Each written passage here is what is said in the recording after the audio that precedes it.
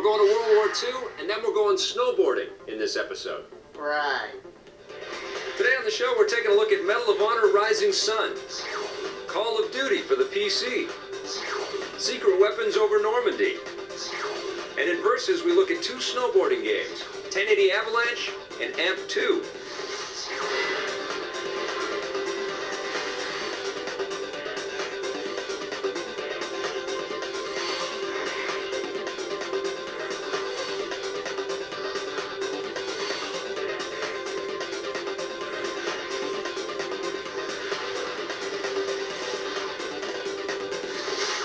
First up, we're going to take a look at Medal of Honor Rising Sun. It's from Electronic Arts for the PlayStation 2, the Xbox, and the GameCube. And what'd you think of this one? Well, I gotta tell you, Medal of Honor Rising Sun was one of my most anticipated games, and this game did not disappoint. The emotion that you go through in this game completely just brings you there, and you feel for all these soldiers. The opening scene starts in Pearl Harbor, Right. and the sound is some of the best sound design I've ever heard in any video game.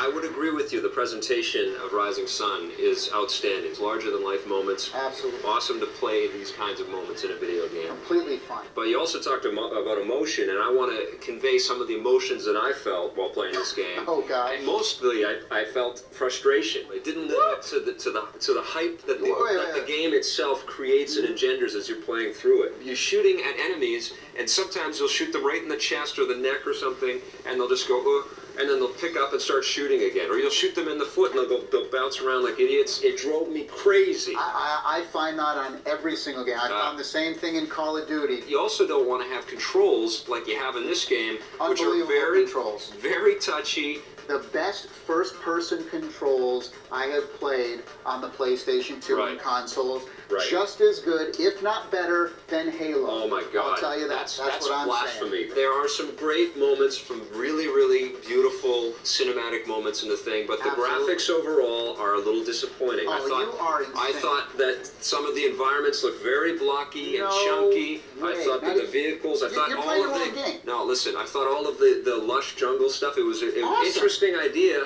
but very repetitive. What about the bridge on River Kwai? What about when you go up? I've seen better looking stuff on the PlayStation 2. When you go up in Pearl Harbor and you see literally hundreds and hundreds of planes those in are the sky. Those are some of the good moments. Unbelievable. You tell me in what game where you've ever gotten on an elephant and started shooting guys. This game has a two-player co-op as well, which is split screen. It was the frame unbelievable. rate's brutal on first with single player, not true. And then when you split it up, especially in the GameCube. Not true. Oh my God, I was horrified. I didn't play the GameCube version. It's online as well. And that's a good thing on the PS2. I played it online. It's fun. It's a little bit light in terms of first-person shooters, and an online experience is definitely no SOCOM 2. Now, one of the things I didn't like, I thought they could improve on, was the load times. I thought the load times were extraordinarily.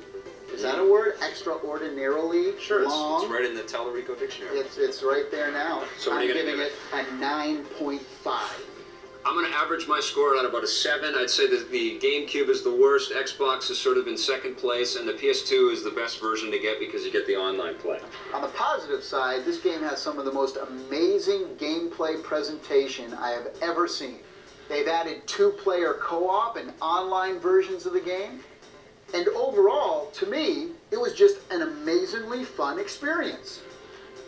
On the negative side, this game features all kinds of technical problems, things like a choppy frame rate, weak enemy AI, and controls that are a little bit too twitchy. May pull some people out of the experience. All right, now we're going to talk about Call of Duty. Before we do that, I'd like to give you some of my canteen, because that was a very intense review we just had, and we should probably cool down going into our... I did get a little emotional. Yeah, going into our next thing. I know you might be parched. It's good. No, it's all right. What is that? I peed in it. Call of Duty. For the PC... Thanks for that. From Activision, for me, this is the most incredible World War II experience I've had in a first-person shooter game on any platform. Most of these war-type games, you always get the sense that you've got a squad and you're running beside them and then you've got a bunch of enemies to take care of.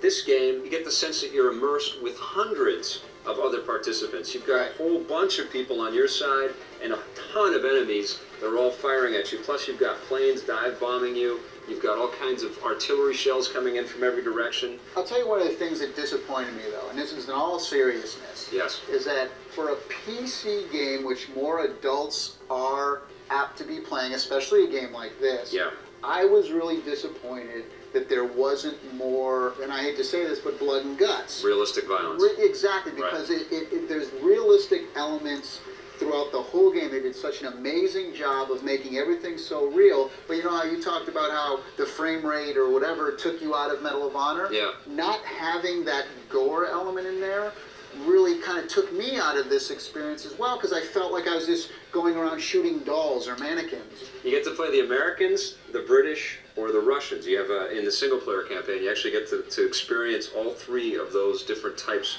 of viewpoints. And that's, I think, what was so compelling about this game for me, was that it's not just one side of the story here. You actually get to see what the battles were like for America, for British people, and for Soviet soldiers. And it's so different. One of my favorite moments in the game is when you're playing on the Soviet side and you're rushing up this riverbank and you've got Germans sort of entrenched and they're shooting down at you. And you get off of this boat and you find that you're not given a gun.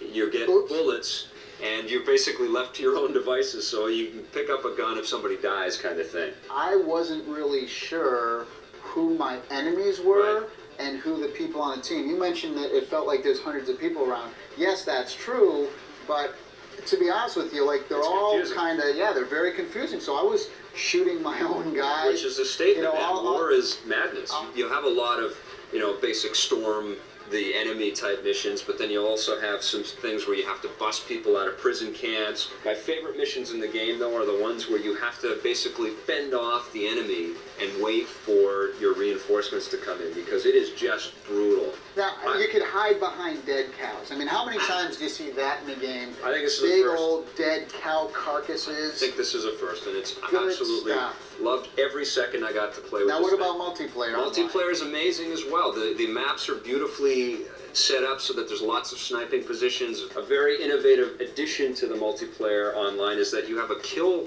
cam, and it'll show the last 5 seconds of what your enemy that killed you got to see. So you can see yourself like an idiot standing in a window wide open like that. There was a time where you have to kind of take out these tanks and stuff.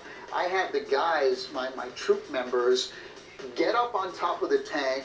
They lifted the thing, started shooting down there, dropped a grenade, and then jumped off the tank. I'll tell you something, Call of Duty is my favorite PC game of 2003. Seriously, the best World War II video game I've ever played. I love Call of Duty. Definitely pick it up. 10 out of 10. 9.5.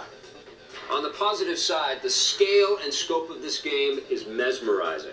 In the single-player campaign, you get 3 different viewpoints on the World War II experience. And multiplayer is absolutely stunning as well, with a very innovative kill cam feature. On the negative side, it's sometimes hard to tell who the enemy is. And for me, I wish there was more realism in the blood factor. Stick around, we're going to be right back with more WW2 action with secret weapons over Normandy. See what this is? What's that? A World War I helmet. It's called the Tommy helmet. The Tommy helmet. Matches your Tommy gun. Right. And the Tommy helmet. Right. They used to sharpen these up and use them at close combat. They'd hit the guy in the face and then slit their throats with it. What do you think of that? That's why I've got this flak jacket on. It's true.